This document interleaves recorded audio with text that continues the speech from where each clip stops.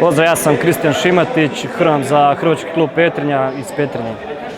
Zadovoljan sam s ovim mečom, evo, drugo kolo, to jest treće kolo, drugo smo mi preskočili zbog ovih okolnosti oko korone, tako da nam je ovo drugo kolo i jako sam zadovoljan, očekujem dalje da pobjeđujemo sve i postanemo prvaci.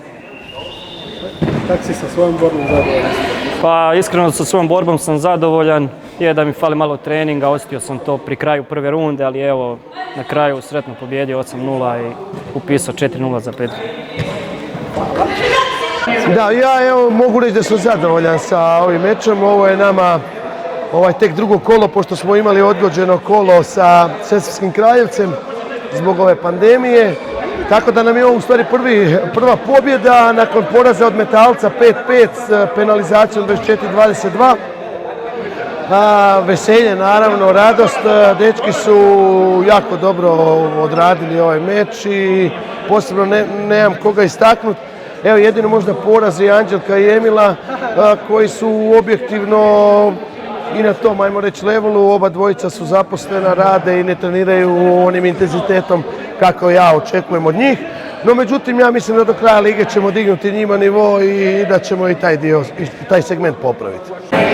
Evo, ja sam Alan Varović iz Srdačkog kluba Sesvete i mogu reći da sam danas jako zadovoljan s borbama, posebno sa svojom pobjeda. A za ostale mogu reći da su vrlo dobro hrvali. Kao što znate, mlada ekipa, tako da se pripremamo za ostale godine, ali sve u svemu svaka čast dečkima i čestitam svima na pobjedi. Pa evo, moje ime je Stjepan Vidović, hrvao sam kategoriju do 130 kg. Sa mečem sam zadovoljan. Imamo jako mladu ekipu, perspektivnu ekipu. Uglavnom su to sve mladi dečki koji zapravo i ne hrvaju još za pravo uzrastu juniora. Ja sam također došao hrvat ko trener hrvač.